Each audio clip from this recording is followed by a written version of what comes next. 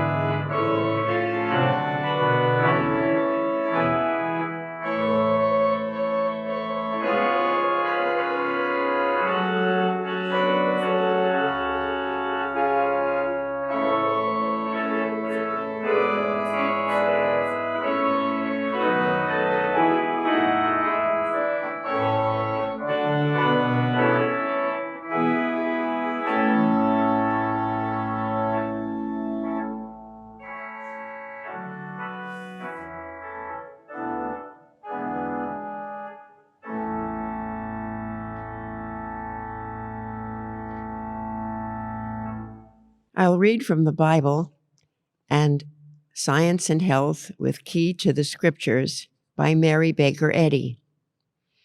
The theme of this evening's readings is harmony versus discord. The Bible, Psalms. Praise the Lord with harp. Sing unto him with the psaltery and an instrument of 10 strings. The Lord shall comfort Zion. He will comfort all her waste places, and he will make her wilderness like Eden, and her desert like the garden of the Lord. Joy and gladness shall be found therein, thanksgiving and the voice of melody. Genesis. And there was a famine in the land, beside the first famine that was in the days of Abraham. And Isaac went unto Abimelech, king of the Philistines, unto Gerar. And the Lord appeared unto him and said, Go not down into Egypt. Dwell in the land which I shall tell thee of. Sojourn in this land, and I will be with thee, and will bless thee. For unto thee and unto thy seed I will give all these countries, and I will perform the oath which I swear unto Abraham thy father. And I will make thy seed to multiply as the stars of heaven, and will give unto thy seed all these countries. And in thy seed shall all the nations of the earth be blessed, because that Abraham obeyed my voice and kept my charge, my commandments, my statutes, and my laws. And Isaac dwelt in Gerar. Then Isaac sowed in that land, and received in the same year 100-fold, and the Lord blessed him. And the man waxed great, and went forward, and grew until he became very great. For he had possession of flocks, and possession of herds, and great store of servants. And the Philistines envied him. For all the wells which his father's servants had digged in the days of Abraham his father, the Philistines had stopped them and filled them with earth. And Abimelech said unto Isaac, Go from us, for thou art much mightier than we. And Isaac departed thence, and pitched his tent in the valley of Gerar, and dwelt there. And Isaac digged again the wells of water, which they had digged in the days of Abraham his father, for the Philistines had stopped them after the death of Abraham. And he called their names after the names by which his father had called them. And Isaac's servants digged in the valley, and found there a well of springing water. And the herdmen of Gerar did strive with Isaac's herdmen, saying, The water is ours. And he called the name of the well Ezek, because they strove with him. And they digged another well, and strove for that also. And he called the name of it Sitnah. And he removed from thence, and digged another well. And for that they strove not. And he called the name of it Rehoboth. And he said, For now the Lord hath made room for us, and we shall be fruitful in the land. And he went up from thence to Beersheba. And the Lord appeared to him the same night, and said, I am the God of Abraham thy father. Fear not, for I am with thee, and will bless thee, and multiply thy seed for my servant Abraham's sake. And he builded an altar there, and called upon the name of the Lord, and pitched his tent there. And there Isaac's servants digged a well. Then Abimelech went to him from Gerar, and Ahuzath, one of his friends, and Phicol, the chief captain of his army. And Isaac said unto them, Wherefore come ye to me, seeing ye hate me, and have sent me away from you? And they said, We saw certainly that the Lord was with thee. And we said, Let there now be an oath betwixt us, even betwixt us and thee, and let us make a covenant with thee, that thou wilt do us no hurt, as we have not touched thee, and as we have done unto thee nothing but good, and have sent thee away in peace. Thou art now the blessed of the Lord. And he made them a feast, and they did eat and drink. And they rose up betimes in the morning, and sware one to another. And Isaac sent them away, and they departed from him in peace. Psalms.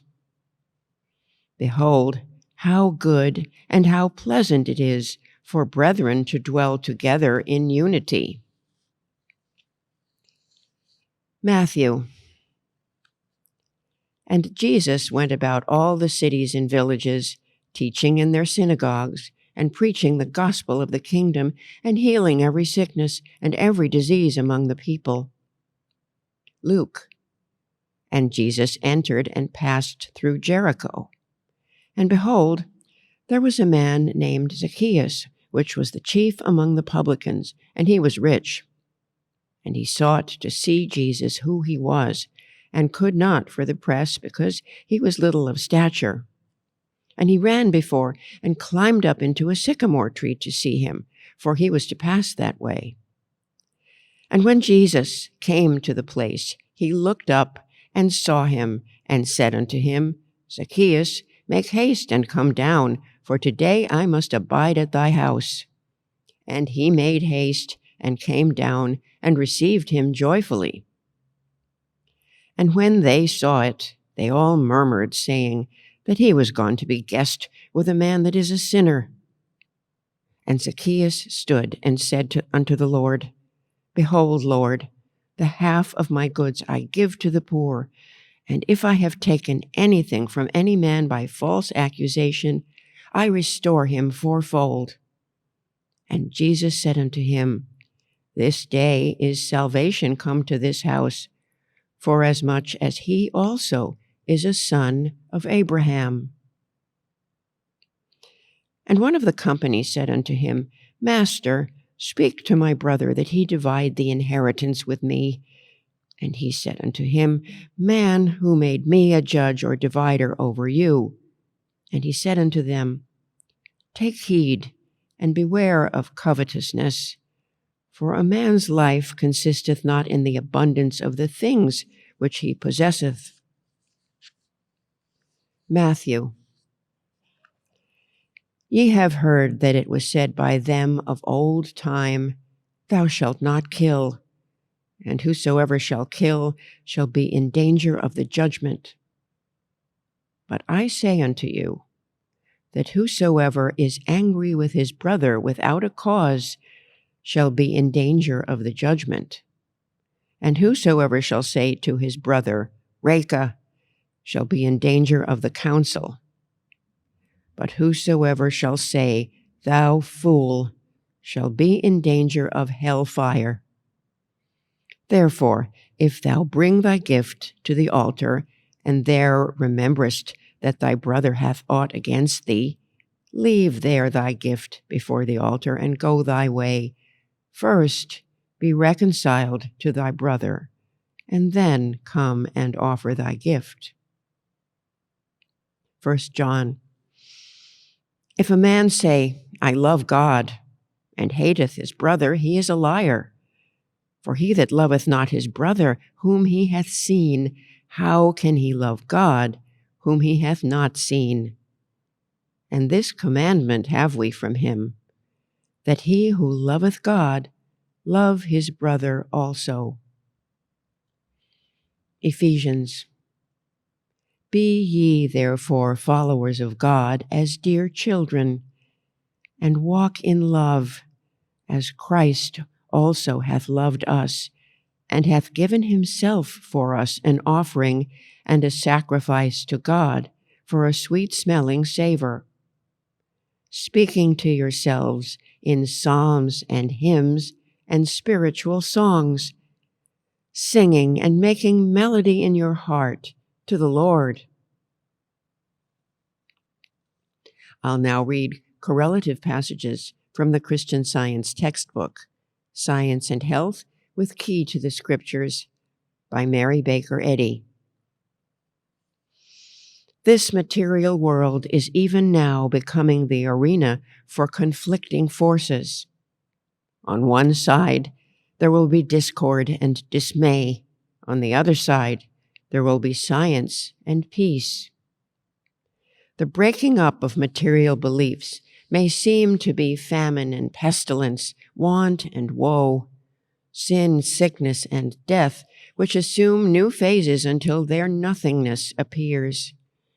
These disturbances will continue until the end of error, when all discord will be swallowed up in spiritual truth. Human hypotheses first assume the reality of sickness, sin, and death, and then assume the necessity of these evils because of their admitted actuality. These human verdicts are the procurers of all discord. If we concede the same reality to discord as to harmony, discord has as lasting a claim upon us as has harmony. If evil is as real as good, evil is also as immortal. If death is as real as life, immortality is a myth. If pain is as real as the absence of pain, both must be immortal, and if so, harmony cannot be the law of being. The evidence of the physical senses often reverses the real science of being, and so creates a reign of discord, assigning seeming power to sin, sickness, and death. But the great facts of life, rightly understood, defeat this triad of errors, contradict their false witnesses, and reveal the kingdom of heaven, the actual reign of harmony on earth. The spiritual fact, repeated in the action of man and the whole universe, is harmonious and is the ideal of truth. Spiritual facts are not inverted. The opposite, discord, which bears no resemblance to spirituality, is not real. It is ignorance and false belief based on a material sense of things which hide spiritual beauty and goodness. Understanding this, Paul said, "Neither death nor life, nor things present nor things to come, nor height nor depth, nor any other creature shall be able to separate us from the love of God." This is the doctrine of Christian Science, that divine love cannot be deprived of its manifestation or object, that joy cannot be turned into sorrow, for sorrow is not the master of joy, that good can never produce evil, that matter can never produce mind, nor life result in death. The perfect man, governed by God, his perfect principle, is sinless and eternal. Harmony is produced by its principle, is controlled by it, and abides with it. Divine principle is the life of man. Man's happiness is not, therefore, at the disposal of physical sense. Truth is not contaminated by error. Harmony in man is as beautiful as in music, and discord is unnatural, unreal. The science of music governs tones. If mortals caught harmony through material sense, they would lose harmony if time or accident robbed them of material sense. To be master of chords and discords, the science of music must be understood. Left to the decisions of material sense, music is liable to be misapprehended and lost in confusion. Controlled by belief instead of understanding, music must be imperfectly expressed. So man, not understanding the science of being, thrusting aside his divine principle as incomprehensible, is abandoned to conjectures, left in the hands of ignorance, placed at the disposal of illusions, subjected to material sense, which is discord. A discontented, discordant mortal is no more a man than discord is music.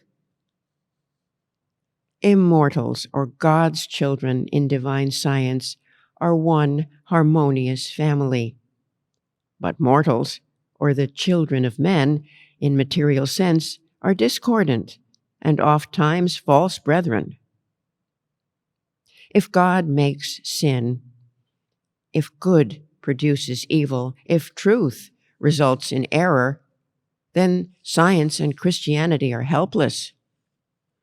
But there are no antagonistic powers nor laws, spiritual or material, creating and governing man through perpetual warfare. God is not the author of mortal discords. Therefore, we accept the conclusion that discords have only a fabulous existence, are mortal beliefs, which divine truth and love destroy. God gives the lesser idea of himself for a link to the greater, and in return, the higher always protects the lower. The rich in spirit help the poor in one grand brotherhood, all having the same principle or father. And blessed is that man who seeth his brother's need and supplieth it, seeking his own in another's good. Love giveth to the least spiritual idea might, immortality, and goodness, which shine through all as the blossom shines through the bud. All the varied expressions of God reflect health, holiness, immortality, infinite life, truth, and love. Ill-arranged notes produce discord.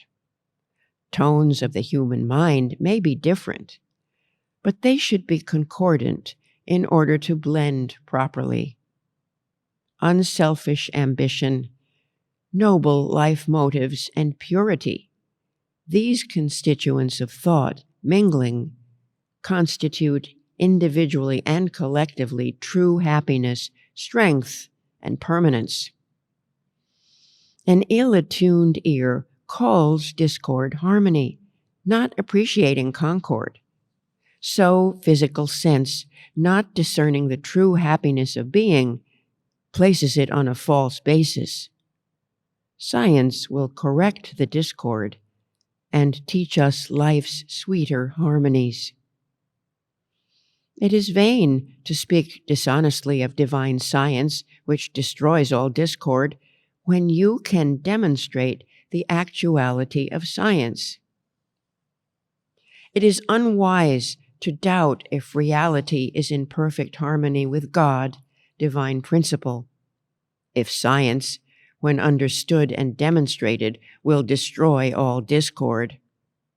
Since you admit that God is omnipotent, for from this premise it follows that good and its sweet concords have all power. We cannot deny that life is self-sustained, and we should never deny the everlasting harmony of soul simply because to the mortal senses there is seeming discord. It is our ignorance of God, the divine principle, which produces apparent discord, and the right understanding of Him restores harmony. The suppositional warfare between truth and error is only the mental conflict between the evidence of the spiritual senses and the testimony of the material senses. And this warfare between the spirit and flesh will settle all questions through faith in and the understanding of divine love. It should be thoroughly understood that all men have one mind, one God and Father, one life, truth, and love. Mankind will become perfect in proportion as this fact becomes apparent. War will cease, and the true brotherhood of man will be established.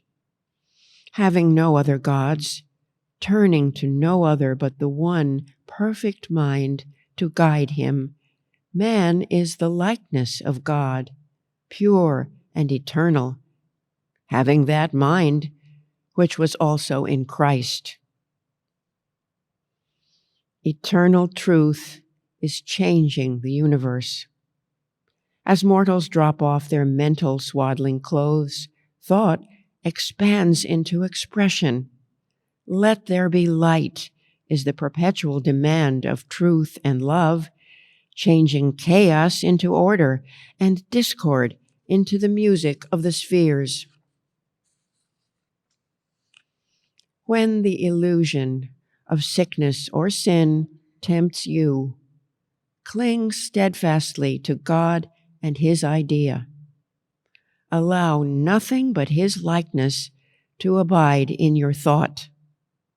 Let neither fear nor doubt overshadow your clear sense and calm trust that the recognition of life harmonious, as life eternally is, can destroy any painful sense of or belief in that which life is not. Let Christian science, instead of corporeal sense, support your understanding of being, and this understanding will supplant error with truth, replace mortality with immortality, and silence discord with harmony.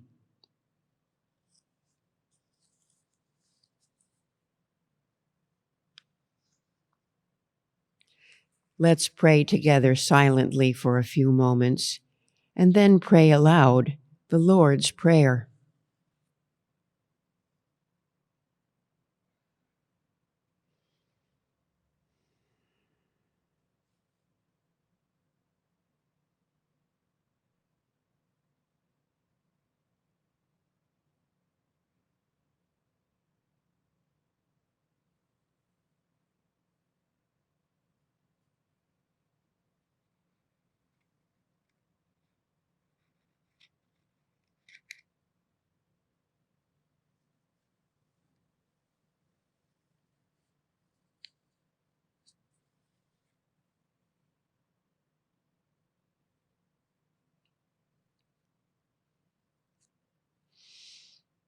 Our Father, which art in heaven, hallowed be thy name. Thy kingdom come. Thy will be done in earth as it is in heaven. Give us this day our daily bread, and forgive us our debts as we forgive our debtors. And lead us not into temptation, but deliver us from evil. For thine is the kingdom and the power and the glory forever.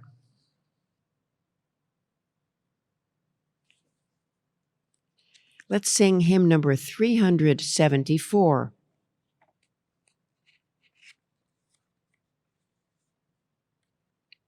I'll read the second verse. We thank thee and we bless thee, O Lord of all above, that now thy children know thee as everlasting love. And love is not the author of discord, pain, and fear. O love divine, we thank thee that good alone is here. Number 374.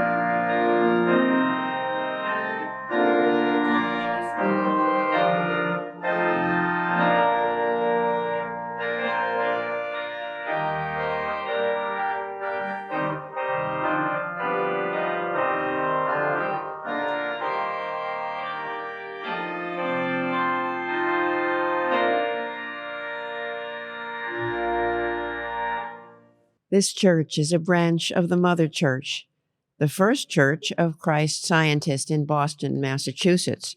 We hold Sunday services at 11 a.m. and Wednesday testimony meetings at 7:30 p.m. We also have services in Spanish, Sundays at 1 p.m. and Wednesdays at 5:30 p.m. All services are held online and in person, and all are welcome. Third Church offers Sunday school classes online and in person for children and teens. These free one-hour classes are available each Sunday. At Sunday school, students learn how much God loves them and cares for them. They also learn about the Bible characters and lessons and the healing power of prayer. For more information on times and classes, please send us an email, thirdchurch@thirdchurchnyc.com. Third Church maintains a reading room on the lower level of this building. The reading room provides a quiet place for prayer and study, and all are welcome. Here you may purchase books and recordings on Christian Science. The reading room has the latest issues of the Christian Science Monitor, an award-winning international news weekly available to read or purchase. Reading room hours are Monday through Friday from 1 to 4 p.m. The members of this church invite you to a Thanksgiving Day service to be held in this church tomorrow, Thursday, November 24th at 11 a.m. The service will also be accessible online via Zoom and by telephone. For more details, please visit our website, thirdchurchnyc.com. We will also hold a Thanksgiving Day service in Spanish at 1 p.m. Third Church of Christ Scientist, New York City, and other Christian Science churches in New York and New Jersey invite you to a series of weekly Saturday evening inspirational radio talks, continuing throughout December and until January 21st, 2023, from 7:05 p.m. to 8 p.m. on WOR 710 AM radio and WOR710.com. The series, Spiritual Solutions for Today's Challenges, will help you discover practical spirituality and its connection to improving daily life. Some of the topics addressed are spiritual discovery in a time of upheaval, experiencing heaven now, prayer and well-being, a spiritual adventure, and love your enemies. The experienced, internationally based speakers are members of the Christian Science Board of Lectureship. Replays of each talk are available on our website, thirdchurchnyc.com. The next radio lecture on Saturday, November 26th, is Experiencing Heaven Now by Mary Bothwell, CSB. This lecture is sponsored by Eighth Church, New York City. Christian Science is practical, and it heals. Our meeting is now open for all to share experiences of healing and spiritual insights that prove God's ever-presence and power in their lives. If you're listening by telephone and would like to speak, press *6 and wait until your line is unmuted. Please speak directly into the microphone of your phone. Your message will be easier to hear if you do not use the speaker function. If you're watching via Zoom, you can choose the raise your hand icon or unmute yourself and speak. In the Thanksgiving lesson sermon, which we will hear read from the desk tomorrow, central to that lesson sermon is the 23rd Psalm. Mrs. Eddy's spiritual interpretation of it closes her book on the apocalypse, and it's a very hopeful and comforting way to close that rather dramatic chapter. Like the Lord's Prayer, when I work with the 23rd Psalm, it almost never leaves me where I began with it. It's one of those pieces of literature that is so connected to spiritual reality and the ever-presence of God, the Christ, divine love, that it always helps. My teacher was fond of saying that when we're making decisions, if we're feeling a push of willpower, we have to beware of how that decision is going to come about. And she would often refer to the 23rd Psalm as a leading decisions, life decisions and life issues are best accomplished when we are led, when we are guided, when we are shepherded by the Christ, by divine love. For me, the climax of that poem is "Thou restorest my soul," and Mrs. Eddy translates that as spiritual sense, without which one can't really make a demonstration in Christian Science. The spiritual sense of reality has got to break through in some way. It may only be a glimpse, it may only be a crack of light, but material sense does not get us to understand God and get us to the blessedness and the dominion that we were given in the first chapter of Genesis. And I was noticing today, not for the first time, but certainly noticing that that spiritual sense restoration comes after a sense of leading, guidance, gentleness, lying down in green pastures, pastures that are alive, not pastures with dead grass, dead thoughts, thoughts of the past, material thoughts, leading beside the still waters where we can refresh ourselves and where we can see our reflection in still water. And it's this context in which, in this poem, the 23rd Psalm, the soul or spiritual sense is restored, which enables us to walk through the valley of death, which enables us to find the right host who's going to anoint our head with oil. And surely goodness and mercy shall follow me. That's the right sense of push, as it were. The Bible Lens this week in the Christian Science Sentinel mentions that the following is really an intent, translating it from the Hebrew, is really an intense pursuit. So we're being led before and we're being followed in a very strong way before and in back of us, future, past, however you want to look at it. The Christ, divine love, is guiding us to the restoration of spiritual sense. Thank you for your readings. Thank you for your readings tonight. I like that topic so much. I've been thinking about it a lot, actually. And one thing that occurred to me was that I had a lot of things going on in my life for the past couple of years that had, there were a lot of physical healings. There was a lot of physical demonstrations, but I didn't seem to be making any headway with demonstrating over Discord. And I started to think about that. I thought, this has to be the same process. But somehow, this is just mortal mind thinking, I guess, that, this is somehow different. And so I really had to really buckle down and start thinking about that and asking for guidance, and to be led through that valley of, mortal mind thinking. And a lot of good things came out of that, and are still, I'm still learning. But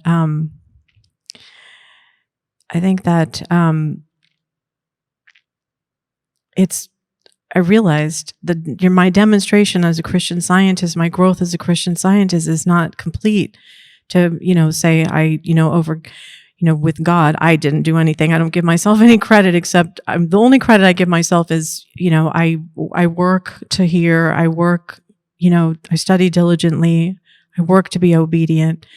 I work to be, steadfast, but God is the one who gives the increase. But I knew inside myself that it had to be, the demonstration had to be, over discord as well as over a belief in disease. And a lot of good healings had come out of that, with situations that seemed completely intractable. And suddenly there was just the seas parted. So I was really grateful for something that had taken place with someone I was really close to, and that I had so much respect for. But when I left to take this position, she tried to help me to stay, and she offered something to me, and I ended up having to turn it down because it felt that I was being led to come here and take the job that I've taken at Tri-State as the head librarian. And she had put a lot of effort into helping me to stay, to get this place. And I think it was that, and plus, I think there was feelings about my leaving, and it was hard. And the last day that I was there in my church, and she had written me a letter, and it was not a good letter. It was not a happy letter. It was like telling me that she was, how she felt. And I thought about it for a long time, and I couldn't answer it. I was busy, and then I was too, in my own mortal mind thinking, taken aback. I can't, and I couldn't, and I'm glad I waited. I just kept waiting and waiting and waiting and thinking, I know there's going to be healing. But I've learned my lesson with, especially the medium of email. It's so easy to just write these ridiculous emails that later I wish I had never written, because it's so immediate. You get that immediate satisfaction. And so when I was finally in a place where I felt I could really get out of the way and see what her feelings were without my sense of hurt, or why doesn't she understand, or, all these other things. And so I wrote to her, and she wrote back to me recently, and it was just a really good healing. And we, was a lot of forgiveness on her end, and a lot of growth for me. And so I felt really grateful for that. And I've been working with those concepts of discord. And there's this article that I really like that I think about a lot, and it's called The Activity of the Christ. And there's a part that talks about the Christ demonstrates the fundamental facts that harmony has never been lost, discord has never been real, and that perfection has never been impaired. And I've been thinking about that a lot, and I was just thinking about it today, and then I came in and you had this reading tonight, so it seems perfect. Anyway, thank you very much. Thank you for your readings. It always seemed to me that mortality was not the best idea of existence that a person could come up with. That it was basically unfair, or not pleasant, or disappointing. And I'm very grateful that Christian Science provides a scientific basis, or a thoughtful, rational basis for saying, well, mortality isn't the greatest idea, and in fact, it's not the true idea of existence. The fundamental proposition is that God is love, And God's existence is a loving existence. Its being is that God is the great I am, the being, and is love, and is principle, and truth. That the unreality of mortal existence is overcome by the truth of God's perfection and being the perfect parent. That a loving, mindful, attentive, wise, eternal parent. And this is a profound foundation on which to experience and demonstrate a happy life, a satisfied, having a reasonable basis for the expectation of good.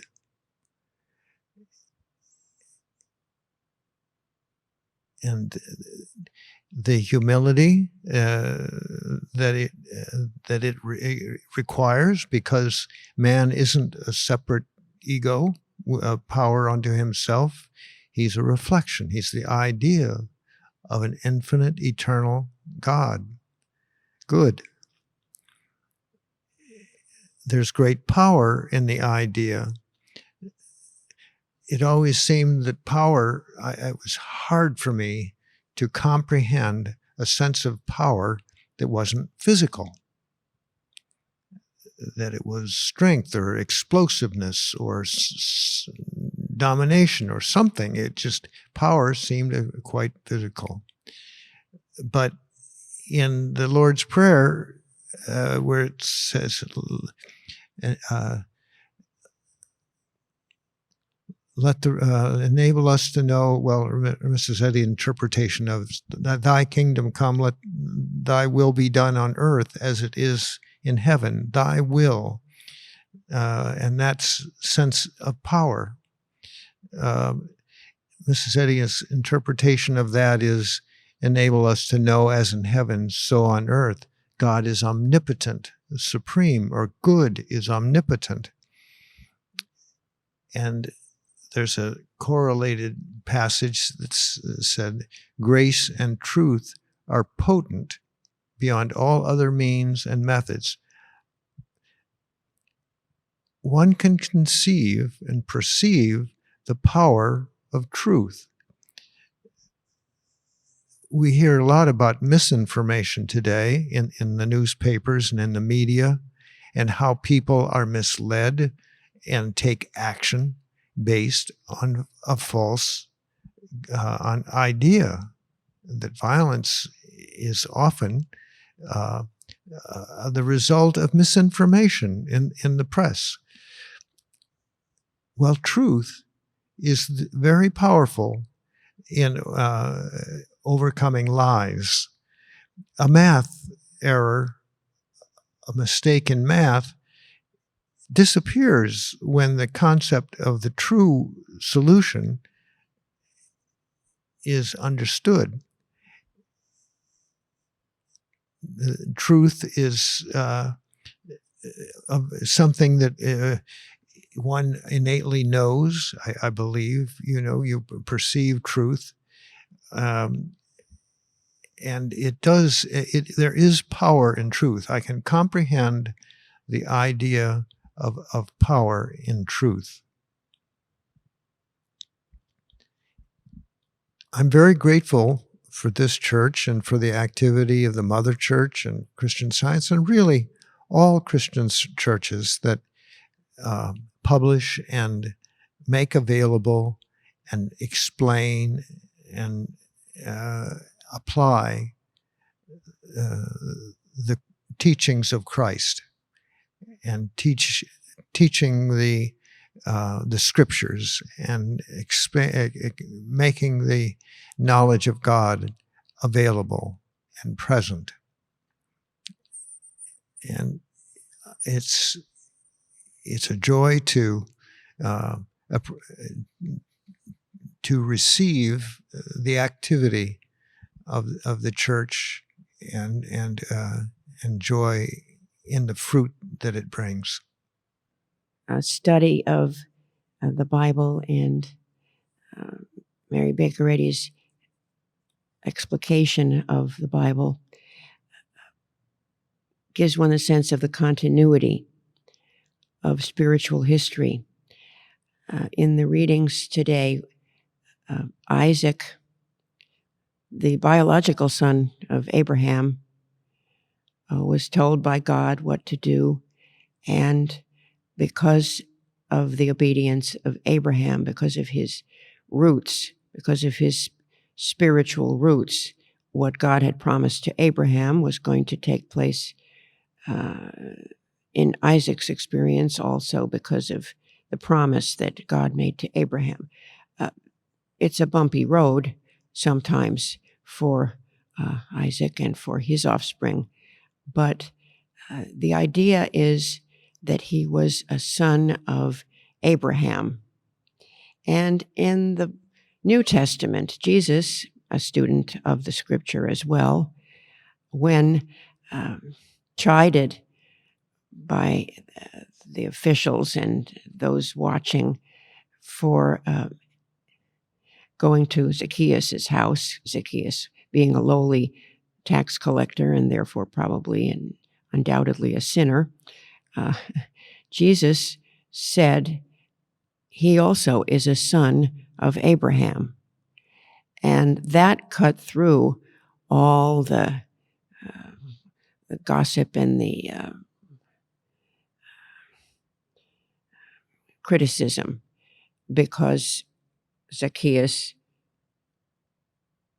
repented. He said he would restore anything that he had unethically given or taken from another, etc. So the whole idea of brotherhood, we also are sons of Abraham, like Zacchaeus, like Isaac, and heirs of the promise is what I got from that. And that true brotherhood is realizing that there's one mind, one father, mother, and that this sense is eternal and was made manifest in the understanding of the Christ, the eternal Christ, the same yesterday, today, and tomorrow. The Christ is like the family name for all ideas, the sons and daughters of God. And so I'm grateful for the through line that one gets from the study of Christian Science that enables us to claim our own sonship with the Father, Mother. Let's conclude with singing hymn number 263. Only God can bring us gladness. Only God can give us peace. Joys are vain that end in sadness. Joy divine shall never cease. Mid the shade of want and sorrow, undisturbed our hearts rejoice. Patient, wait the brighter morrow. Faithful, heed the Father's voice. Number 263.